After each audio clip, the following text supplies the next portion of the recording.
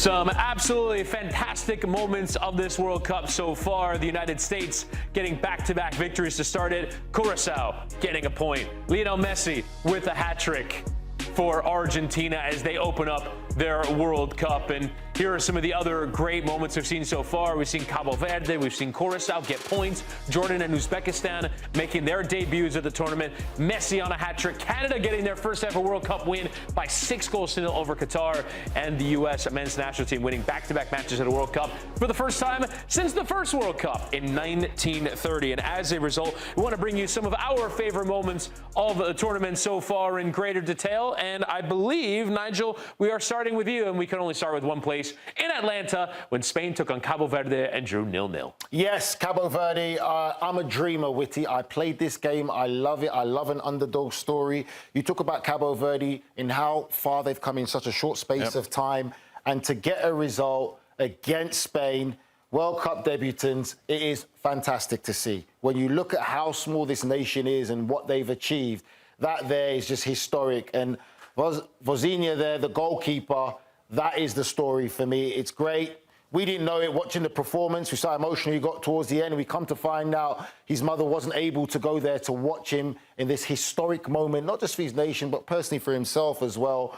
And then now, obviously, the beauty of football and the storytelling and the stories that every player has. His mother now should be able to get a visa to come and watch him in the World Cup. And he had a great game against Spain as well. So I think that's a moment for me of football. It's more than just a game, and it sometimes goes beyond the game to the human element and the human side of it as well. So that's my moment so far.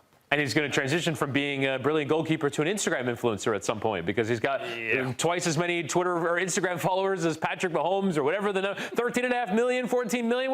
What's he at now? It's bonkers. But yeah, obviously an incredible story in its own right. And that's the beauty of football. Yes. That is the beauty and how of football. Big football is massive. It's the world's game. Yes. And I guarantee he's got followers from all over the world because of what they've done and the history that he's made and how he performed. And what other sport? What other sport? No other sport can do that. Nothing. Do this. No other sport. Let's be honest. And honestly, no other event, even like for as big as the Champions League is, for as big as, I mean, the World Cup is... The closest you can get maybe is the Olympics. Yes, that is true. That is true. You have to have it, but football is the world's game, and it's just beautiful to see. Yeah. It was fantastic for Cabo Verde, and it's kind of incredible that we're starting off this segment. We're talking about great things that have happened at the World Cup with a pair of 0-0 draws, because the next up is Curaçao against Ecuador, and Curaçao hanging on for a point in that match as well in their first ever, or their second ever World Cup game. Yeah, you know, when you talk about a country that qualified for the first time, historically they score against Germany, you know what I mean, and how they celebrated. To watch those young men walk out and so proud of their country, tears, emotional as the national anthem's being played, to represent your country in the biggest sporting event in the world. Fantastic last night. Just, it's so wonderful to see more. It's more than just soccer, like you were just talking about. This is about a country. Yesterday, after they tied, they showed a great scene in the locker room where the Queen and the King were dancing with the team. They're all dancing and celebrating. And, you know, soccer is such a beautiful sport. It unites people. It brings people together. And watching that yesterday just, I think, made a lot of people happy to think that it's more than just soccer nowadays. Yeah, and it's more than just soccer in terms of not only for the team and in terms of what they're feeling, but also for a nation. I'm not certain that without a World Cup that a lot of people would know where Curaçao is or would know anything about the country. I might go on a Caribbean vacation, but that's sort of if I'm getting exotic. I've been there. Beautiful country. I'm sure it is. I'm sure I would love to go someday. A lovely cigar there too as well. I'm sure. I'm sure. You never miss a chance. You never miss a chance on a lovely cigar. But I mean, it is incredible to put an entire country on a map, never mind a soccer team, never mind a group of 11 players. Listen, we talk about what soccer does and how beautiful it is. And when you talk about coming together, and listen, let's be honest, let's be straight up. Cabo Verde, did anybody think they were going to tie or win a game? He does. He's been on Cabo Verde the entire time. Cabo Verde, a lot of people, the majority of the people didn't think they were going to do much. Let's be honest. Curaçao, did we really think Curaçao was going to do anything? No. But that's the beauty of the World Cup. The beauty of the World Cup is you never know. You can't win it by putting names on a piece of paper and say their roster is better than ours. You got to go out with heart and passion and believe, and that's what we've seen in these two games. Yeah, and they were fantastic in the game against Ecuador and could easily have gone and won it. They had a period of the first half where they played good stuff. It was the same with Cabo Verde. They had that header late on in the game where they could have won it as well. 15 saves. Goalkeeper. Yeah, Eloy Roux. We got to talk about Eloy Roux. Where are we? He equaled Tim Howard's record. isn't it? It's a 15 or 16 saves. We still don't know yet. Unbelievable. But, yeah, and a player who's played in MLS as well, now plays in the USL, and here he is on a stage this big.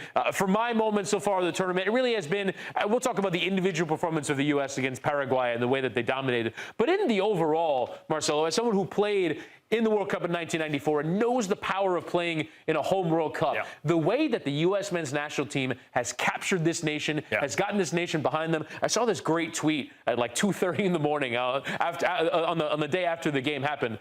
And there was this guy who said, my kid only has ever played baseball in his backyard. And he wants to be like big baseball players. Well, today, this afternoon after the U.S. game, he came home and was like, I want to go in the backyard and be like Folarin Balogun. And that is what this World Cup is all about. It's about making people who might not otherwise watch this sport into soccer fans. And the way that this country, it's not just one game. They've not just gotten out of the group. They've not done it in the way that previous U.S. teams have grinded their way out. They've been dominant. They dominated Paraguay. They dominated Australia. And I think for a host country, and to be fair, all three of the host countries have done well so far. But for the host country to really get after it, to really capture the attention of the nation, it's great for a tournament, and it's great for the future of the sport of this country. Yeah, you know, I think when you look at this team, there were doubts at the beginning. Let's be honest. Over the last month, there's been a lot of doubt. Can they get it done? Can they come together as a team? Is Pochettino getting the right tactics? Is he putting the right players on the field? And it's amazing when you finally believe in what you're doing. And I think they believe. They walk out of the field and they realize they had 90,000 people backing them. The energy, the support, everything about this team. And when you look at the quality of players, we've got guys that are good in the air. We've got guys that are good on the ground. But we've got good, let me take that back. We have very good players that are playing all over the world that when it comes together, you don't have to have a superstar. You just got to have a team that believes in each other. And I think you saw it after the first goal when they all went down into a corner and celebrated. You saw it after the second goal when they celebrated. Everything is a team now. After the game's over, big huddle, the big prayer. So big singing of country roads. Yeah, the country roads. And then the best part is, you know, we finally are at a point where I believe that we will win.